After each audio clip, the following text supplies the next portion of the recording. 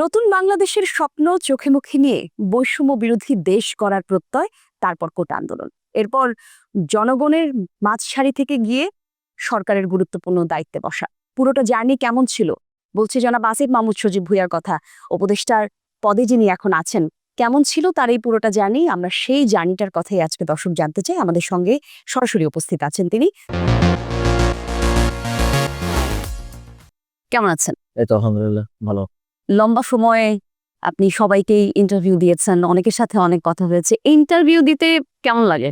Communicate করতে হয় মানুষের সাথে। But interview in a sense আসলে খুব বেশি আ তেমন ভালো লাগে বলে ভুল হবে আরকি। অনেক প্রশ্ন, অপ্রীতিকর প্রশ্ন আসে মাঝে, মাঝে। আ কাজের প্রশ্ন তো বেশিরভাগই থাকে। যেই প্রশ্নগুলোর উত্তর দিতে চান না, কখনো, কখনো সেই প্রশ্নের উত্তরও দিতে হয়। সেক্ষেত্রে কি মনে হয় যে এভাবে আসলে আলাপ আলোচনা করা, মানে সাধারণ একজন মানুষ যেভাবে জীবনযাপন করে, সেই জীবনযাপন থেকে তো ধারাটা একটু বদলেছে নিশ্চয়ই। উত্তর দিতে না পারার মতো কিছু নেই। সবকিছুই উত্তর দেয়া যায়। আ আমরা একটা পাবলিক লাইফই আসলে লিড করি। কিন্তু মাঝে মধ্যে এমন কিছু হয়ে যায়, বিশেষ করে ইন্টারভিউতে না, সংবাদ সম্মেলনে মাঝে মধ্যে নন প্রফেশনাল কিছু প্রশ্ন চলে আসে সাংবাদিকদের পক্ষ থেকে, যেটা আসলে ওইভাবে এক্সপেক্ট করি না। আম আর এই দায়িত্ব পাওয়ার পর থেকে লাইফটা ডিফারেন্ট। কিন্তু এর সাথে অভ্যস্ত হওয়ার চেষ্টা করছি না। যেহেতু আবার আগের জীবনে ফিরে যেতে হবে। আসিফ মাহমুদ সজীব ভুঁইয়া, আপনার নামটা তো বেশ বড়।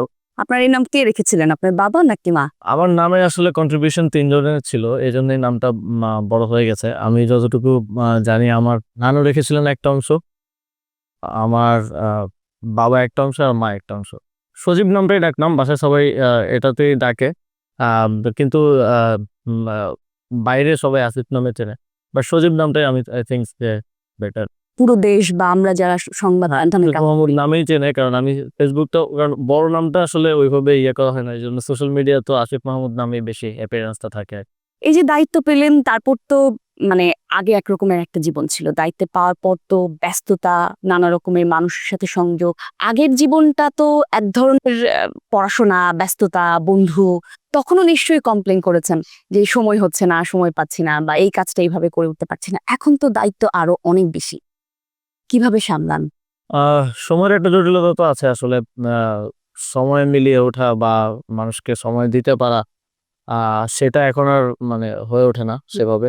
আ দেখা যায় অফিসিয়াল কার্যক্রমেই অনেকটা সময় চলে যায়।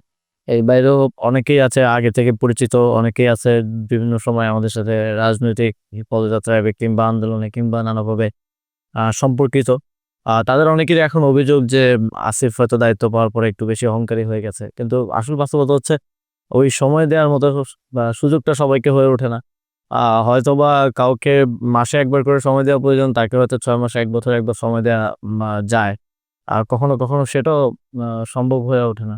আচ্ছা, এই যে আপনার কিছু, কিছু ভিডিও ক্লিপস আসে মাঝে, মাঝে, যেগুলো দেখে আমাদের ভালো লাগে। আপনি মাঠে খেলছেন, আপনার সাথে ছোটরা খেলছে, আপনাকে নিয়ে ছবি তুলছে, টিকটক হচ্ছে, ভিডিও বানাচ্ছে। এগুলো শেয়ার হচ্ছে সোশ্যাল মিডিয়াতে। সেগুলো নিয়ে আসলে যখন এই ধরনের ভিডিও আসে, তখন মনে হয় যে রাজনীতির যেই বড় গুরু দায়িত্ব, সেটা হয়তো সাধারণ মানুষের থেকে খুব বেশি দূরে নয়। কিছুদিন আগেই একটা ভিডিও দেখছিলাম যে একটা ভিডিওতে আপনি গিটার বাজাচ্ছেন, আপনার বন্ধুরা গান গাইছে। ভাইরাল সেই ভিডিও। এখন সেই সময়গুলো কি মিস করেন? ওই হলরুমে বসে গান গাওয়া? হ্যাঁ, অভ্যুত্থানের আগের আ সময় আমরা মাঝেমধ্যেই গানের আড্ডা দিতাম এবং সেগুলা রেকর্ড করে সোশ্যাল মিডিয়ায় দিতাম। কিন্তু এত ভাইরাল হবে বা কখনো সেটা ভাবি নাই। এখন তো আর আসলে সময় হয় না গান করার বা আড্ডা দেওয়ার। তারপরেও খেলাধুলাটা আমি কন্টিনিউ করার চেষ্টা করেছি, কারণ এটা ফিটনেসের জন্য, কিংবা একই সাথে মা মানসিক অবস্থাও ভালো থাকে খেলাধুলার সাথে জড়িত থাকলে। খেলাধুলার ক্ষেত্রে যেমন আপনারা দেখবেন যে ডিপ্লোম্যাটদের সাথে আমরা মাঝেমধ্যে খেলি এবং এর বাইরেও বিভিন্ন ধরনের খেলাধুলার সাথে জড়িত থাকার চেষ্টা করি। আম এবং ওইখানে একটা এনগেজমেন্ট হয় মোস্টলি বন্ধুদের সাথে বা এদের সাথে। এর বাইরে আসলে ওইভাবে সুযোগ হয় না। আরো একটা জিনিস জানতে চাওয়া, আমি এই জাস্ট ১ থেকে ২ দিন আগেই দেখলাম যে জার্সি নাম্বার 10 নাকি ঢাকা 10, আপনি খেলছেন, আপনি দৌড়াচ্ছেন, পেছনে আপনার জার্সি 10 দেওয়া। পোস্টের পেছনে কোনো আলাদা কিছু আছে কিনা? আই থিংক এটা একটা good way of communication. Of course. আর এর বাইরে বাকি কোনো কিছুই এখন আসলে পরিষ্কার না। পরিষ্কার করে বলার সময়ও হয়নি। আমরা সবাই জানতে পারছি যে সামনে হয়তো ইলেকশন করবেন। আ নির্বাচনে আপনি কাদের পক্ষ থেকে নির্বাচনী প্রচারণা চালাবেন সে ব্যাপারে সিদ্ধান্ত নিয়েছেন কিনা? এই বিষয়গুলো এখনো অনেক বেশি আসলে অপরিষ্কার রয়ে গেছে এবং অনেক বেশি আসলে চূড়ান্ত সিদ্ধান্ত হয়নি। এখন পর্যন্ত আমি এককভাবেই নির্বাচন করার কথা চিন্তা করেছি। যেহেতু কোনো রাজনৈতিক দলের সাথে আমি জড়িত নই এবং নির্বাচনের আগে তো প্রায় আরো ২-২.৫ মাস সময় আছে। তো এর মধ্যে যদি আমি কোনো রাজনৈতিক দলের সাথে জড়িত হই তাহলে হয়তো সেই দল থেকে নির্বাচন করতে পারি। অন্যথায় এককভাবে নির্বাচন করার পরিকল্পনা। আরেকটু যদি জানতে চাই যে ইলেকশন তো আসলে চলে এসেছে বলা চলে, খুব বেশি সময় বাকি নেই। ইলেকশনের প্রচারণা কেমন করবেন কি মনে হয়? এখানে অন্তর্বর্তীকালীন সরকারের যে দায়িত্ব আমাদের আমি যে কয়টা উদ্যোগ নিয়েছি, নেওয়ার চেষ্টা করেছি এবং যে দায়িত্বগুলো আমার ছিল এগুলো প্রায় শেষের দিকে। কয়েকটা কাজ বাকি আছে, এগুলো কমপ্লিট করেই আ আম আমি রিজাইন করব এবং তারপরে নির্বাচনের প্রচারণা শুরু করব। অবশ্যই অন্যান্য প্রার্থীরা অনেক দূর এগিয়ে গেছে আমাদের থেকে। কারণ অনেকেই ৬ মাস আগে থেকে, অনেকেই ২ মাস ৩ মাস আগে থেকে প্রচারণা শুরু করেছে।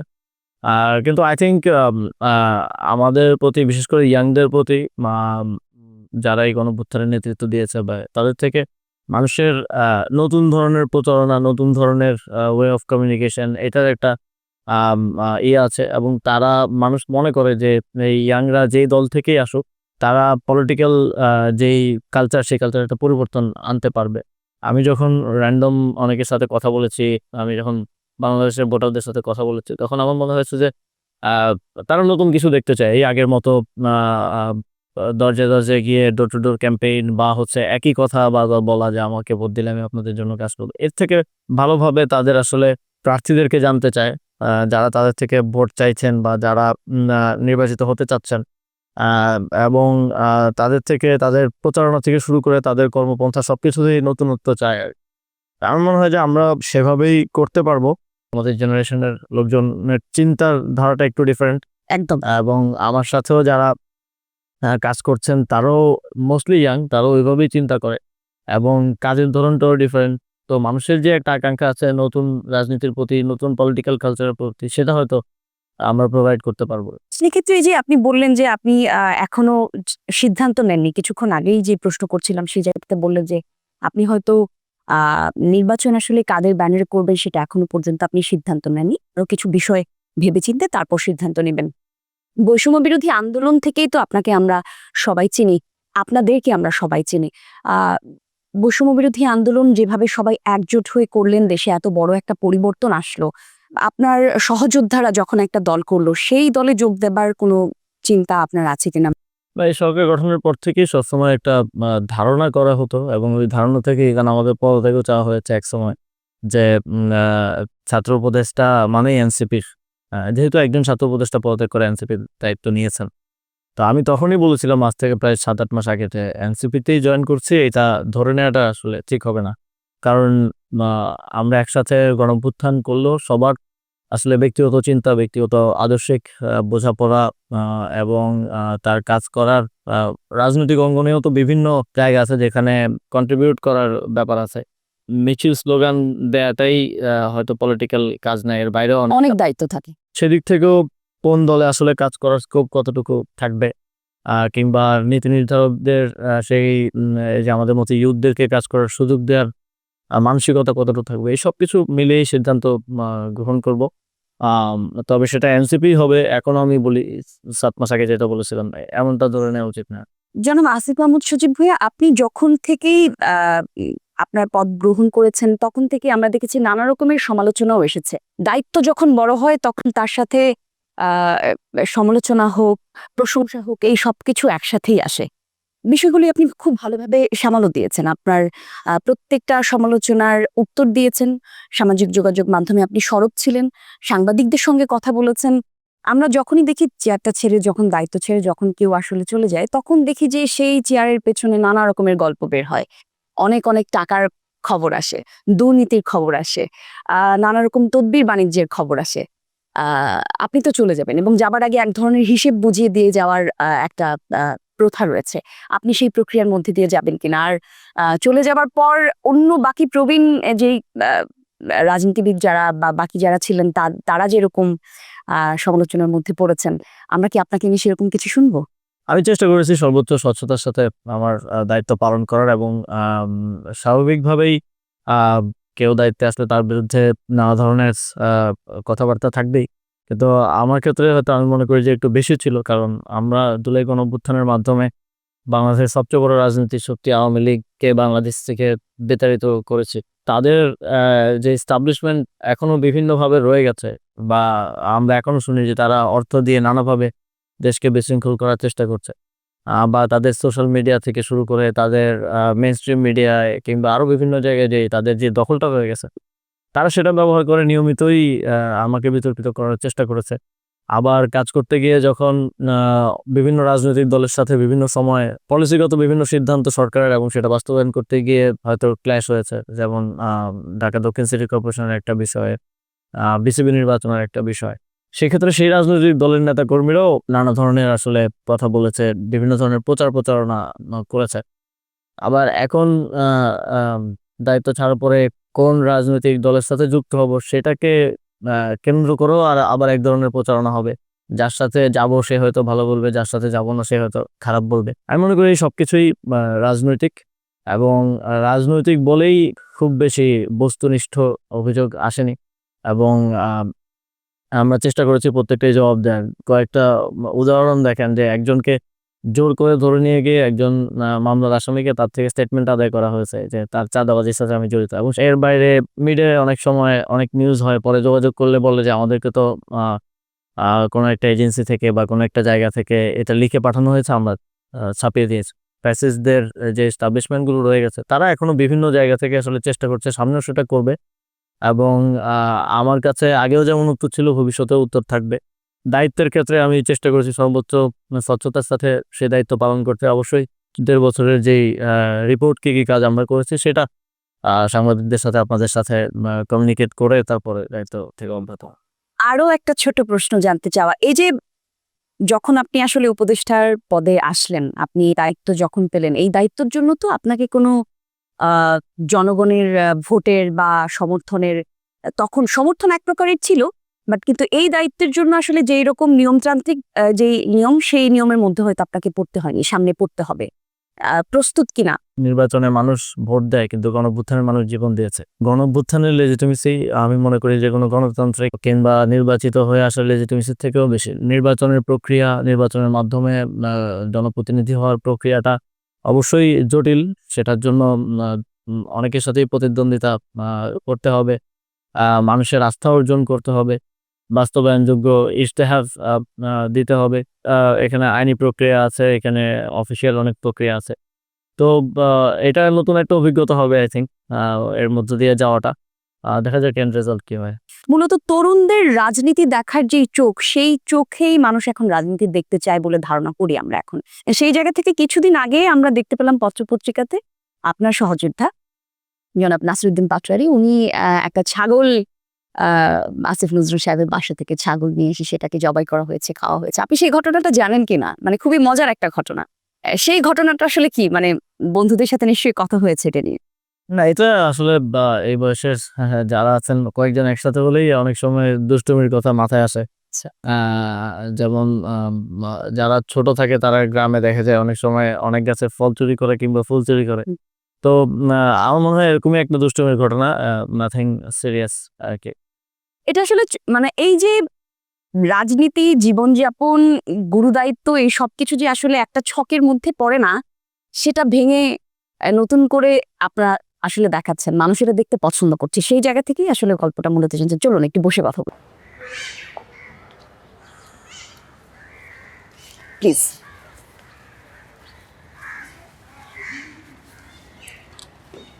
রাজনীতিতে আপনি এসেছেন, বছর দেড়েক পার হয়েছে, উপদেষ্টা পদে দায়িত্ব পালন করছেন। যখন ইলেকশন করবেন, দায়িত্ব থাকার সময় যে সিদ্ধান্তগুলো নিয়েছেন সেগুলো মানে আপনার ফরে যাবে কিনা? আই থিংক আমি দায়িত্বে থাকা অবস্থায় এটাও তো একটা ভোটারদের জন্য মূল্যায়নের একটা গুরুত্বপূর্ণ আসলে মানদণ্ড যে কতটুকু সফলভাবে কাজ করতে পেরেছি বা আমার ন্যাশনাল যে পলিসিগুলো আমি নিয়েছি সেটা দিয়ে ভোটাররা কতটুকু উপকৃত হয়েছেন বা তারা কতটুকু মনে করেন সেটা সঠিক ছিল। আমার যদি কোনো সাফল্য থাকে বা আমার যদি কোনো ব্যর্থতা থাকে উভয়ই ওনারা বিবেচনায় নেবেন এবং অবশ্যই বাংলাদেশের ভোটারদের একটা পার্সপেক্টিভ আছে যে যারা এক্সপেরিয়েন্সড ক্যাম্পেইনারদেরকে পছন্দ করে থাকেন। আমি যদি সফলভাবে আমার দায়িত্ব পালন করে থাকতে পারি, তাহলে তারা যদি মনে করেন যে আমি সফলভাবে আমার দায়িত্ব পালন করেছি, তাহলে হয়তো ওই জায়গাটা কিছুটা কাভার আপ হবে। আবার তারা যদি মনে করেন যে আমি ব্যর্থ হয়েছি, তাহলে হয়তো তারা এক্সপেরিয়েন্স ক্যাম্পেইনারদের দিকেই আসলে যেতে পারেন। তো এখানে অনেক কিছু আছে, এটা আসলে মানুষের দৃষ্টিভঙ্গির উপর, ভোটাররা কিভাবে পারসিভ করেছে আমার কাজ। আর কেউ যদি ভালোভাবে নিয়ে থাকেন, কেউ যদি মনে করেন যে আমি রিয়েল চেঞ্জ করতে পেরেছি, তাহলে তিনি হয়তো আমার ফলো থাকবেন। আবার কেউ যদি মনে করেন যে কিছুই করতে পারিনি, তাহলে হয়তো আমার বিপক্ষেই ভোটটা যাবে। দায়িত্ব ছাড়বার আগে তো দায়িত্বে থাকার সময় অথবা হিসেব এগুলো সব বুঝিয়ে দিতে জি, অবশ্যই আমার সম্পদের বিবরণী আমি দায়িত্বে থাকা অবস্থাতেও সরকার যখন চেয়েছিল তখন দিয়েছি। কিন্তু তখন আমার আসলে ট্যাক্স রিটার্ন জমা দেওয়া হয় নাই। ফলে যেটা অফিসিয়ালি দেওয়ার যে প্রক্রিয়া, সেই প্রক্রিয়ায় আমি দিতে পারিনি। আমার ৩ নাম্বারটাই হয়েছে গত বছর দায়িত্ব গ্রহণ করার পরে। এর পূর্বে তো আমি স্টুডেন্ট ছিলাম। এবং তার উপরে ট্যাক্স রিটার্ন জমা দিয়ে সরকারকেও একটা হিসাব দেব এবং পাবলিকলিও সম্পদের হিসাব বিবরণী দিয়ে যাব। চমৎকার। আপনি যখন দায়িত্বে থাকেন অনেক সময় আমরা শুনতে পাই সিদ্ধান্ত নেবার ক্ষেত্রে ওয়ান ম্যান শো একটা একটা রীতি অবলম্বন করা হয়। ব্যাপারটা কতখানি সত্যি, আর যদি সত্যি হয় সেক্ষেত্রে আপনি কিভাবে এই বিষয়টাকে ব্যাখ্যা করবেন? সিদ্ধান্ত আমি সবসময়ই যথাযথ স্টেক হোল্ডার কনসালটেশন এবং ইভেন স্টেক হোল্ডারদের বাইরেও যারা এক্সপার্ট আছেন বা আমরা মনে করি যে আসলে যাদের থেকে পরামর্শ নিলে সঠিক সিদ্ধান্তটা নেওয়া যেত, তার মাধ্যমে সিদ্ধান্ত নিয়ে থাকি। তবে ওয়ান্স ইট ইজ ডিসাইডেড, তারপরে সেটা বাস্তবায়ন করার জন্য আমি আমার সর্বোচ্চ ইফোর্টটা দিই। এই জন্য মনে হয় যে হয়তো সিদ্ধান্তটা আমি এককভাবে নিয়েছি, বা যখন বাস্তবায়ন করার জন্য আমরা মাঠে নামি, তখন আসলে বাংলাদেশে যেই রাজনৈতিক সিস্টেম, তার মধ্যে কঠোর না হলে আপনি আসলে কোনো কিছু বাস্তবায়ন করতে পারবেন না। সংস্কার তো শুধু কাগজে কলমে লিখে দিয়ে সংস্কার হয় না, সেটা প্রকৃত অর্থে আসলে বাস্তবায়নের মাধ্যমে, মাঠে বাস্তবায়নের মাধ্যমেই আসলে হয়। ফলে সেটা করতে গেলে এতদিন ধরে চলে আসা, যেখানে আমরা পরিবর্তন করতে যাই সেখানেই হয়তো সুবিধাভোগীরা আছেন, তো তাদের তো এটা স্বার্থে আঘাত লাগে অনেকে। সেক্ষেত্রে তারা একটা বিরোধিতা করেন বা তারা একটা প্রতিরোধ গড়ে তোলার চেষ্টা করেন। সেক্ষেত্রে কঠোর না হলে আসলে বাস্তবায়ন করা সম্ভব হয় না। তো সিদ্ধান্ত নেওয়ার ক্ষেত্রে প্রপারলি আমরা স্টেক হোল্ডারদের সাথে কথা বলি, সবার সাথে কথা বলে সঠিক সিদ্ধান্ত নেওয়ার চেষ্টা করি। তবে বাস্তবায়নের ক্ষেত্রে আমি চেষ্টা করেছি যেন এমন না হয় যে আমি বাস্তবায়ন করতে পারছি না, বা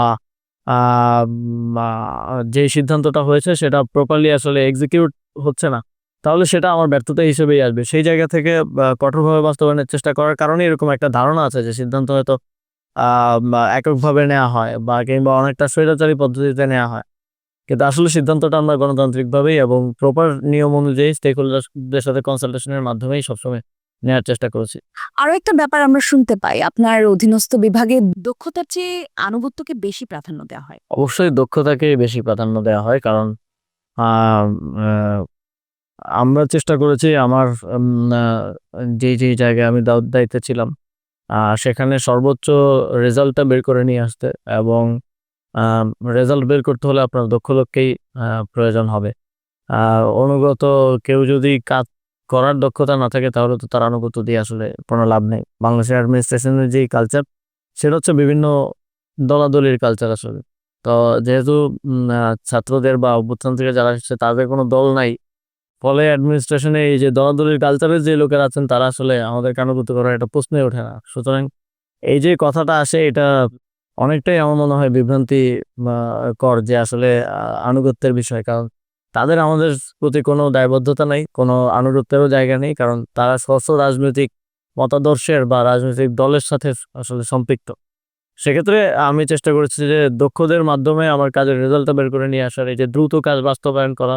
আমরা শুনতে পাই যে আপনার বিরুদ্ধে অতিরিক্ত ক্ষমতা প্রয়োগের এক ধরনের অভিযোগ আছে। মানে দায়িত্বে থাকাকালীন যেই সব সিদ্ধান্তগুলি আপনি নিয়েছেন, সেই সব সিদ্ধান্তগুলোকে ঠিক নিজের সমালোচনা যদি করতে চান, এমন কোনো সিদ্ধান্তের কথা কি মনে পড়ে যেটা আসলে হয়তো সঠিক সিদ্ধান্ত হয়নি, বা পরে মনে হয়েছে যে সিদ্ধান্তটা এভাবে না নিলেও হতো? সব সিদ্ধান্ত তো আসলে ঠিক হওয়া সম্ভব না। আমরা দিন শেষে সবাই মানুষ। ফলে দেখা গেছে যে অনেক সিদ্ধান্তের ক্ষেত্রেই খুব ভালো রেজাল্ট এসেছে। আবার অনেক সিদ্ধান্তের ক্ষেত্রেই পরে গিয়ে আসলে আমরা আকাঙ্ক্ষিত রেজাল্ট পাইনি। আই থিঙ্ক উল্লেখ করাটা উচিত হবে না, কারণ এর সাথে আরো অনেক ব্যক্তি বা অনেক স্টেক হোল্ডাররা জড়িত ডিসিশন নেওয়ার ক্ষেত্রে, কিংবা বাস্তবায়নের ক্ষেত্রে, কিংবা ডিসিশনটা ফেল করার ক্ষেত্রেও আসলে দেখা যায়। তো তারা মন খারাপ করতে পারে। ক্ষমতা প্রয়োগের কথা বলতে গেলে আসলে এটা তো খুব স্পষ্টভাবে দেখা যায়, কেউ যদি তার এখতিয়ার বহির্ভূত কোনো ক্ষমতা প্রয়োগ করে, আমি তো আর আইনের ঊর্ধ্বে না, সরকারের বাংলাদেশের প্রধানমন্ত্রীও তো আইনের ঊর্ধ্বে না। সুতরাং আইন বহির্ভূত কিংবা নীতি বহির্ভূত কিছু যদি করা হয়ে থাকে, তাহলে সেটা খুব স্পষ্ট খালি চোখে আসলে দেখা যাওয়ার মতো বিষয়। তো আমার মনে হয় না এমন কোনো অভিযোগ জাস্ট মুখে বলা ছাড়া কেউ খুব প্রমাণ কিংবা উদাহরণ সাপেক্ষে আজ পর্যন্ত দিতে পেরেছে বলে আমার চোখে পড়েনি। কিন্তু যদি আসে তাহলে আমি আমার উত্তর দিতে পারবো আশা করি।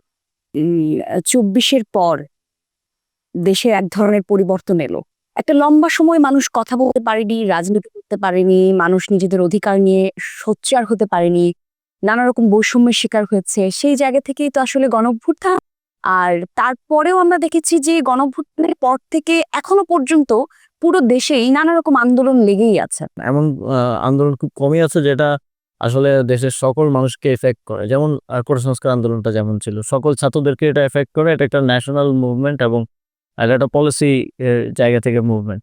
তো এখনকার আন্দোলনগুলোর প্যাটার্ন যদি আমি দেখি যে খুব বেশি পলিসি ভিত্তিক কিংবা দেশের সবার জন্য আন্দোলনটা হচ্ছে বা কোনো একটা অংশের জন্য আন্দোলনটা হচ্ছে, এমন না আসলে। খুবই সেক্টর ভিত্তিক এবং অনেক ক্ষেত্রে দেখা যায় পদোন্নতির জন্য আন্দোলন, স্যালারি বৃদ্ধির জন্য আন্দোলন। তো প্রথম দিকে আমি মনে করি যে বিগত 17 বছরে অনেকের অনেক যৌক্তিক কোনো দাবি নিয়ে মাঠে নামার আসার সুযোগ ছিল না। ফলে এই সরকার গঠনের পরে প্রথম 3 মাস 6 মাস অনেক আন্দোলনই হয়েছে এবং সরকারও অ্যাড্রেস করার চেষ্টা করেছে। কিন্তু একটা সময় হয়তো সবার মনে হয়েছে যে এই সরকারকে একটু চাপ দিলেই বোধহয় অনেক কিছু পাওয়া যায়, যেহেতু সরকার government was respondent to the movements. মানে যারাই আন্দোলন করছিলেন তাদের আন্দোলনটা যদি যৌক্তিক হয়, সরকার রেসপন্ড করছিল, কথা বলছিল, অযৌক্তিক হলেও কথা বলছিল, মিটিগেট করার চেষ্টা করছিল। আগে আমরা দেখেছি যে আন্দোলন যতই করেন আসলে কেউ শোনার ছিল না।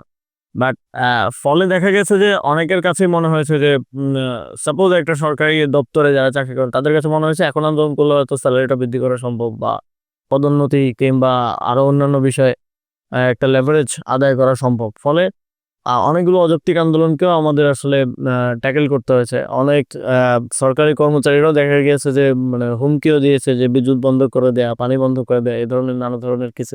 ফলে অনেক ক্ষেত্রে আসলে সরকার রেসপন্সিভ হওয়ার ফলে এক্সপেকটেশনটা অনেক ক্ষেত্রে একটু আনরিয়েল জায়গায়ও চলে গেছে। তো সবগুলোকে আমি যৌক্তিক বলবো না, আবার সবগুলোকে অযৌক্তিক বলারও সুযোগ নেই। এই সরকার সময় আই থিঙ্ক বাংলাদেশের ইতিহাসে রেকর্ড সংখ্যক মুভমেন্ট হয়েছে। স্বরাষ্ট্র মন্ত্রণালয় একটা তালিকা করেছে ইতিমধ্যে, এটা 1000-এর কাছাকাছি। মাত্র 1.5 বছরে কোনো পলিটিক্যাল গভর্নমেন্টের সময় আমরা এমনটা দেখি নাই। এক্ষেত্রে আমার মনে হয় নাগরিকদের সচেতনতাটাও গুরুত্বপূর্ণ। যারা আসছেন আন্দোলন করতে তারা একটু নিজেরাই রিভিউ করা, থার্ড পার্সন ভিউ থেকে, যে কতটুকু যৌক্তিক দাবি নিয়ে আসলে আমি রাস্তা অবরোধ করছি বা করছি। আবার কিছু ক্ষেত্রে আসলে বাংলাদেশের যে সামাজিক অবস্থা বা যে ফাইন্যান্সিয়াল অবস্থা, সেটাতে 1 বছরে একেবারে নিচে থেকে উপরে উঠে যায় নাই যে খুব আমরা 1 বছরের মধ্যেই সবার স্যালারি স্ট্রাকচার থেকে সব চেঞ্জ করে ফেলতে পারবো। বৈপ্লবিক পরিবর্তন তো আসলে ফাইন্যান্সিয়াল সিস্টেমে আনা সম্ভব না। এটা তো হোয়াট ইট ইজ, এটাই যা আছে তাই। আমি মনে করি যে শিক্ষকদের যে বেতন বাংলাদেশে, এটা কোনোভাবেই আসলে এটার কোনো জাস্টিফিকেশন আসলে হয় না। তবে যখন আবার আমি এজ এ পলিসি মেকার বা আমি যদি নিজেকে অর্থ মন্ত্রণালয়ের দায়িত্বে হিসেবে আমি যদি চিন্তা করি, তাহলে অর্থ মন্ত্রণালয় এই যে নীতিগতভাবে কি আমি মনে করি যে আসলে তাদের স্যালারিটা দ্বিগুণ হওয়া উচিত। কিন্তু এই যে দ্বিগুণ স্যালারি দিতে গেলে অর্থ মন্ত্রণালয়কে যে অলমোস্ট লক্ষ কোটি টাকার কাছাকাছি অর্থের সংস্থান করতে হবে, এটা সে কোথা থেকে পাবে? আউট অফ দ্য বাজেট এটা কোথা থেকে আসলে এটা সংস্থান হবে? যখন আমরা নীতিগতভাবে সিদ্ধান্ত নিতে যাই তখন তো আমাকে এই সমাধানটাও খুঁজতে হয় যে টাকাটা আসবে কোত্থেকে। আর যখন আমরা আন্দোলন করতাম বা ছাত্র রাজনীতি করতাম তখন আমরাও অনেকই দাবি দিতাম। তবে সেটা আহ, আহ, দাবি দেওয়াটা সহজ, মুখে বলে ফেলা যায়, কিন্তু সেটা যখন একজন পলিসি মেকার সেটা বাস্তবায়ন করতে যায় তখন তাকে 360 ডিগ্রি আসলে সবকিছু সমাধান করেই আসলে আসতে হয়। যেমন কিছু জিনিস আছে খুবই লজিক্যাল, যেমন আমাদের সময় আমরা এটা নিয়ে আন্দোলন করেছিলাম যে এই যে ভর্তি পরীক্ষার টিটা কেন আসলে 2000 টাকা 1,500 টাকা দেখা যায় একজন ছাত্রের সে টিউশনি করে আসলে চলে, অনার্স মাস্টার্স কমপ্লিট করেছে, তাকে মান্থলি 3-4টা পরীক্ষা দিতে হলে 6-7 হাজার টাকা চলে যাচ্ছে। আসলে তার মেস ভাড়া বা খাওয়া দাওয়া সেটাও পর্যন্ত ইফেক্টেড হচ্ছে। তো তারপর আমি দায়িত্বে আসার পরে প্রথমেই, যদিও এটা আমার মন্ত্রণালয়ের দায়িত্ব ছিল না, এটা জনপ্রশাসন মন্ত্রণালয়, আমি জনপ্রশাসন মন্ত্রণালয় সহ সংশ্লিষ্ট সবার সাথে ফলো আপ রেখে চেষ্টা করেছি এবং ওনারাও আমাকে সহযোগিতা করেছেন। আমরা 50 থেকে 200 টাকার মধ্যে এই আবেদন ফিটা নিয়ে আসতে পেরেছি। ফলে আগে যেখানে 2,000 টাকা দিতে হতো সেখানে এখন 200 টাকা দিয়ে একজন আবেদন করতে পারছে। ফলে একজন চাকরি প্রার্থীকে আসলে চিন্তা করতে হচ্ছে না যে আমি আবেদনটা করবো কিনা, করলে তো আমার 2,000 টাকা এর মধ্যে ঢুকে যাবে। ফলে দেখা যাচ্ছে অনেক সময় যে আমরা তো এই জিনিসগুলো আসলে ফেস করে এসেছি বা আমাদের বন্ধুরা ফেস করছে, ফলে আমাদের জন্য আসলে এটা অ্যাড্রেস করাটা ইজি হয়। এটা জাস্ট একটা পলিসি চেঞ্জ। জনপ্রশাসন মন্ত্রণালয় একটা নীতি করে এটা সবাইকে চিঠি দিয়ে দিয়েছে, প্রজ্ঞাপন জারি করেছে যে কেউ 50 থেকে 200 টাকার বেশি নিতে পারবে না। অনেক কিছু আছে সরকারের সদিচ্ছা থাকলে আসলে সম্ভব। আবার অনেক কিছু আছে যে এই যে আর্থসামাজিক বাস্তবতার ক্ষেত্রে আসলে আটকে যেতে হয়। তো এই বিষয়গুলো যারা আন্দোলন করছেন বা দাবি করছেন তারাও আসলে মাথায় রাখতে পারেন। এই সরকারের আমি মনে করি সদিচ্ছার কোনো অভাব ছিল না। তবে অনেক ক্ষেত্রে বাস্তবতার কারণেই অনেক কিছু আসলে করা সম্ভব হয়নি। রাজনীতি তো আসলে খুব লম্বা সময় ধরে আপনি করলেন না। একটা এই যে গত 1.5 বছর অথবা গণঅভ্যুত্থানের পর থেকেই যদি ধরি, তারপরে আসলে রাজনীতিতে এসেছেন, কতটুকু রাজনীতি শিখতে পারলেন? মেইনস্ট্রিম রাজনীতি তো এটাকে বলা যায় না। সরকারের দায়িত্বে ছিলাম এবং এই সরকারটা যেহেতু রাজনৈতিক সরকার না, তারপরেও রাজনৈতিক কোলাবোরেশনের মাধ্যমে এবং তাদের সাথে আলোচনার ভিত্তিতেই আসলে পরিচালিত হয়েছে অনেকটা। আসলে রাজনীতিটা বা মূলত আমি শিখেছি আমি মনে করি ছাত্র রাজনীতি থেকে। ক্যাম্পাসে দেখা গেছে ভর্তি হওয়ার পর থেকেই প্রায় 5-6 বছরের একটা দীর্ঘ সময় ছাত্র রাজনীতির সাথে জড়িত থাকে। আমার মনে হয় যে অনেক ক্ষেত্রে আমি মনে করি যে জাতীয় রাজনীতিটা বোধহয় ক্যাম্পাসে যে রাজনীতিটা আমরা করেছি, যে পোলারাইজেশনের মধ্য দিয়ে এসছি, সেটারই একটা এক্সটেনশন এবং আরো এটা ন্যাশনাল পর্যায়ে। অনেক ক্ষেত্রে এটা ঠিক আবার অনেক ক্ষেত্রে ঠিকও না। তবে যখন মাঠে রাজনীতি করতে যাব কোনো রাজনৈতিক দলের হয়ে, তখন আসলে আমি মনে করি যে শেখার সুযোগটা আরো বেশি পাবো। এখন তো অন্তর্বর্তীকালীন সরকার হিসেবে সব দলের সাথে একটা সম্পর্কের ভিত্তিতে আসলে আমরা সরকার পরিচালনা করেছি। তবে স্পেসিফিক দলের হয়ে রাজনীতিটা করতে গেলে আসলে আরো শেখার সুযোগটা বেশি হবে। আচ্ছা। আর ইলেকশনে আমরা যদি আপনার নির্বাচনী ইশতেহার দেখি, তাহলে তো আমরা জেনেই যাব আপনি জনগণের জন্য কি করতে চান। কিন্তু ফলাফল যদি অনুকূলে না থাকে, যদি আহ নির্বাচনী ঝড়ে ছিটকে পড়তে হয়, তাহলে জনগণের সাথে থাকবেন কিনা, জনগণের জন্য কি করতে চান? অবশ্যই থাকবো। জুলাই গণঅভ্যুত্থানের মধ্য দিয়ে শুধু তো একটা কনস্টিটিউয়েন্সি না, সারা বাংলাদেশের মানুষের একটা প্রত্যাশা আমাদের প্রতি তৈরি হয়েছে, তরুণদের প্রতি, যে আসলে তারা কি করে, তারা কি রাজনীতিটা প্রপোজ করতে। কিন্তু যেহেতু বর্তমান সিস্টেমের ইলেকশনটা একটা কনস্টিটিউয়েন্সি থেকেই করতে হয়, ফলে আমি মনে করি আমার তো সারা দেশেই সমর্থক আছেন বা যারা আমাকে পছন্দ করেন। কিন্তু একটা কনস্টিটিউয়েন্সির তে ইলেকশন করার বা নির্বাচন করার অনেকগুলো অ্যাসপেক্ট আছে, দিতে আসার অনেকগুলো অ্যাসপেক্ট আছে, অনেকগুলো কমিউনিটি আছে, অনেক বাংলাদেশের রাজনীতিতে যে কালচার, অনেক বংশের মাধ্যমে অনেক ভোট মোবিলাইজ হয়। ফলে এখানে অনেক কিছু আসলে জড়িত। ফলে আমি মনে করি যে আমি আমার দিক থেকে চেষ্টা করব সর্বোচ্চ স্বচ্ছতার সাথে এবং সহজতার সাথে আমার ইশতেহার থেকে শুরু করে আমি তাদের জন্য কি করতে চাই সেটা কমিউনিকেট করার।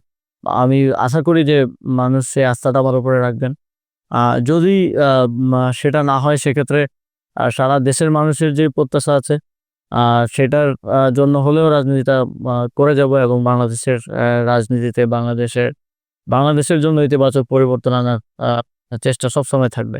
চমৎকার। আমরা আমাদের আয়োজনের একদম শেষ দিকে চলে এসেছি। কিছু জনগণের কিছু সাধারণ জিজ্ঞাসা আছে। যেমন আমার অসংখ্য সহকর্মীরা আমাদের সঙ্গে কাজ করেন। সবাই আপনাকে খুব পছন্দ করে, তরুণরা, ছেলে এবং মেয়ে। অনেক মানুষ আপনার ফ্যাশন সেন্স নিয়ে কথা বলে। ব্যক্তিগত আসিফ মাহমুদ সজীব ভুঁইয়া নিজে থেকে তরুণদের জন্য কিছু বলতে চায় কিনা যারা আপনাকে পছন্দ করে? আমি বিশ্বাস করি যে এই জুলাই গণঅভ্যুত্থানে তরুণরাই সবচেয়ে বড় ভূমিকা রেখেছে এবং তরুণরাই, আমরা যদি আমাদের শহীদদের দিকে দেখি, তরুণদের সংখ্যাটাই সবচেয়ে বেশি। এবং সেই জায়গা থেকে নতুন বাংলাদেশ গড়ার যেই লড়াইটা, এটা আরো দীর্ঘমেয়াদী। এটা আসলে একদিনে বা এক বছরে বা কয়েক বছরে সম্ভব না। সেই জায়গা থেকে এই লড়াইয়েও তরুণদের অংশগ্রহণ প্রয়োজন এবং শুধুমাত্র অংশগ্রহণ না, আমি মনে করি মিনিংফুল অংশগ্রহণ প্রয়োজন এবং সেই জন্য তরুণদেরকেও নিজেদেরকে সেভাবে যোগ্য করে গড়ে তোলাটা প্রয়োজন। এবং ইতিবাচকভাবে নতুন বাংলাদেশ গড়ার প্রক্রিয়ার সাথে জড়িত হওয়া প্রয়োজন এবং এটার প্রক্রিয়া নানা ধরনের হতে পারে, কখনো রাজনৈতিক বা কখনো সামাজিক কর্মকাণ্ডের মাধ্যমে, কখনো সাংস্কৃতিক কর্মকাণ্ডের মাধ্যমে কিংবা একাডেমিক বিভিন্ন কর্মকাণ্ডের মাধ্যমে হতে পারে। তবে আমার মনে হয় যে এটা হাই টাইম তরুণদের নিজেদেরকে আসলে প্রমাণ করার যে তারা পারে, কারণ আমাদের মতো দেশে এটা একটা প্র্যাকটিস যে কেউ ইয়াং হলেই তাকে আসলে দূরে ঠেলে রাখা হয় একটা বদ্ধমূল ধারণা থেকে যে সে পারবে না। তবে জুলাই গণঅভ্যুত্থানের পরে সেই জায়গাটা এখন আর নেই, তরুণরাও সুযোগ পাচ্ছে যেমনটা আমরা সুযোগ পেয়েছি এবং আমরা কতটুকু সফলভাবে কাজ করতে পেরেছি বা ব্যর্থ হয়েছি সেটার উপরেও ডিপেন্ড করবে যে তরুণরা সামনে কিরকম আসলে সুযোগ পাবে। কিন্তু তরুণরা রাজনীতি করতে গিয়ে যদি কোনো ভুল করে বা তাদের যদি কোনো ভুল হয় সেক্ষেত্রে সেটা মার্জনীয় কিনা, অথবা তাদেরকে আলাদা নতুন করে সুযোগ দেওয়ার সম্ভাবনা আছে কিনা? রাজনীতিতে ভুল তো আসলে সবাই করে, শুধু তরুণরা করে যায় এমন না। তবে তরুণরা রাজনীতিতে নতুন কি আসলে নিয়ে আসলো সেটার উপরে মানুষের এক্সপেকটেশনটা থাকবে বেশি। তবে আমি মনে করি যে ভুল মানুষ করতেই পারে, সেটা তরুণ হোক বৃদ্ধ হোক যেই হোক। তবে ভুল স্বীকার করার মানসিকতাটা এবং সেটাও মানুষের সাথে কমিউনিকেট করাটা, বাংলাদেশের রাজনীতিবিদদের মধ্যে ইগোটা অনেক বেশি দেখা যায়। তো সেখানেও কি ভুলটাকেও কিভাবে আমরা ডিল করছি সেখানেও নতুনত্ব নিয়ে আসা সম্ভব, বা সেটাতেও এই যে নতুন রাজনৈতিক ধারা বা নতুন রাজনৈতিক চিন্তা ইন্ট্রোডিউস করা সম্ভব। আমি মনে করি যে তরুণরা সেটা পারবে। বাংলাদেশের মানুষও আসলে এই যে বর্ষিয়ান রাজনীতিবিদদের অনেকেই অনেক ভুল করেছে, তাদেরকেও তো বাংলাদেশের মানুষ আসলে সুযোগ দিচ্ছে। ছোট্ট একটা সংযুক্ত প্রশ্ন, খুবই ছোট্ট প্রশ্ন। সাকিব আল হাসানকে নিয়ে সচিন টেন্ডুলকার লিখেছেন যে 1000 বছরে এরকম একজন মানুষ জন্ম নেয় বাংলাদেশের তিনি। রাজনৈতিক পথ চলার যে ভ্রান্তি, সেটি কি তার ব্যক্তিগত ক্যারিয়ার অথবা বাংলাদেশের জন্য সাকিব আল হাসানের যে অর্জন তা ছাপিয়ে গেছে বলে মনে করেন কিনা? এখানে দুইটা বিষয় আসলে, এখানে প্রথমত Shakib Al Hasan is a good player, এখানে কারো কোনো দ্বিমত করার আসলে সুযোগ নেই। এবং বাংলাদেশের যদি এখন আমাকে র্যাঙ্কিং করতে বলা হয়, আমি 1 নম্বরে সাকিব আল হাসানকে রাখবো। আম, তবে জুলাই গণ অভ্যুত্থানে আমরা দেখেছি যে যেই সরকারের প্রত্যক্ষ নির্দেশে এগুলো প্রমাণিত হয়েছে, আদালতে রায়ও হয়েছে, আমাদের ভাইদেরকে শহীদ করা হয়েছে, প্রায় 1400 পরিবারকে নিঃস্ব করে দেওয়া হয়েছে। এখনো অনেক শহীদ ভাইয়ের স্ত্রী বা তার 1 বছরের 1.5 বছরের ছোট বাচ্চা তারা সাফার করছেন। সেই সরকারের একটা অংশ তিনি ছিলেন। তবে অবশ্যই যে কোনো জায়গায় গণঅভ্যুত্থান কিংবা যুদ্ধের পর আমরা দেখেছি যে রিকনসিলিয়েশনের মধ্য দিয়ে যারা অপরাধী সেভাবে অপরাধী নয় তাদের একটা পুনর্বাসন বা ইয়ার অবস্থা তৈরি হয়েছে। কিন্তু অনেকেই আমরা দেখেছি যে তারা আগে সরকারের সাথে জড়িত থাকার কারণে আসলে অ্যাপোলজি করা, জনগণের কাছে সেটা পরিষ্কার করার মাধ্যমে আসলে সেখান থেকে ফিরে এসছেন। কিন্তু সাকিব আল হাসানের ক্ষেত্রে দুঃখজনকভাবে সেটা ঘটেনি। আমরা প্রত্যাশা করেছিলাম যে সেটা ঘটবে এবং ক্রিকেট বোর্ডের অনেকেই যারা ওনাকে পছন্দ করেন, আমাদের সাথে কাজ করছেন, তারাও চেষ্টা করেছেন যে সাকিব আল হাসান এরকম একটা প্রক্রিয়ার মধ্য দিয়ে আসলে তার যে কালিমাটা লেগেছে সেটা তিনি পরিষ্কার করবেন। কিন্তু দুঃখজনকভাবে তিনি বাংলাদেশের জনগণের থেকে, তার ফ্যানদের থেকে, এই জুলাই গণঅভ্যুত্থানে যারা শহীদ হয়েছেন তাদের থেকেও বেশি তার রাজনৈতিক আদর্শকেই তিনি আপহোল্ড করেছেন। সেটা আপনারাও দেখেছেন, আমরাও দেখেছি। ফলে ওনারই যে আসলে একটা স্বাভাবিক প্রক্রিয়ার মধ্য দিয়ে আবার ফিরে আসার যে জায়গাটা, সেটা উনি আসলে নষ্ট করেছেন। সেটার জন্য নীতি নির্ধারকদের জায়গা থেকে বিসিবি থেকে অনেক চেষ্টা করা হয়েছে বলেই আমি জানি, কিন্তু পজিটিভ রেসপন্স আসলে সেখানে পাওয়া যায়নি। ফলে আমি মনে করি যে মানুষ ভুল করতেই পারে, তো সেই জায়গাটা পরিষ্কার করে আসার একটা সুযোগ হয়তো ছিল, বিসিবি যেহেতু চেষ্টা করেছে, কিন্তু সেটা তিনিই নষ্ট করেছেন। এবং তিনি বাংলাদেশের জনগণের থেকে, তার ফ্যানদের থেকেও, ইভেন জুলাই গণঅভ্যুত্থানে যারা শহীদ হয়েছেন তাদের থেকেও তার রাজনৈতিক আদর্শ, আমি সরাসরি যদি বলি, শেখ হাসিনাকেই বেশি প্রাধান্য দিয়েছেন। সো আই থিঙ্ক যে এরপরে সবকিছু আসলে পরিষ্কার হয়ে গেছে, এটা নিয়ে আর কোনো কথা বলার আসলে অবকাশ আমাদের খুব কমই আছে। আমরা একদম শেষ পর্যায়ে চলে এসেছি। আপনার গুরুত্বপূর্ণ মূল্যবান সময় আমাদেরকে দিয়েছেন, অসংখ্য ধন্যবাদ। আপনি বাংলাদেশের মানুষের জন্য যদি ছোট করে কিছু বলতে চান, সামনে নির্বাচন, ইলেকশন অথবা সবকিছু মিলিয়ে আপনি যদি কিছু বলতে চান। আমি মনে করি এটা বাংলাদেশের মানুষের জন্য খুবই ঐতিহাসিক একটা সময়, এবং এইটাই সময় আসলে পরিবর্তন নিয়ে আসার, এবং এই পরিবর্তনটা আসলে ডিপেন্ড করবে আপনি কাকে ভোট দিচ্ছেন, কাকে নির্বাচিত করছেন। আপনার রায়ের মধ্য দিয়ে বাংলাদেশের মানুষ প্রায় 2 যুগ ধরে ভোটাধিকার প্রয়োগ করতে পারেনি, এবার সেই সুযোগটা তৈরি হয়েছে। আমি বিশ্বাস করি বাংলাদেশের জনগণ এই সুযোগের সদ্ব্যবহার করবেন। বাংলাদেশের জনগণ সচেতনভাবে তাদের যে গণরায় সেটা প্রকাশ করবেন। এই প্রত্যাশাই আমার বাংলাদেশের জনগণের পক্ষ থেকে থাকবে। এবং এর মাধ্যমেই একটা নতুন বাংলাদেশ, একটা নতুন সংসদ এবং একটা নতুন ব্যবস্থার জন্ম নেবে। দর্শক, আপনারা দেখছিলেন বিশেষ সাক্ষাৎকার আয়োজন নিউজ 24 এর এই বিশেষ আয়োজন আজ আমরা এখানেই শেষ করছি। আগামী পর্বে আরো নতুন কোনো অতিথির সঙ্গে হাজির হয়ে যাব। সে পর্যন্ত সবাই ভালো থাকবেন, সুস্থ থাকবেন।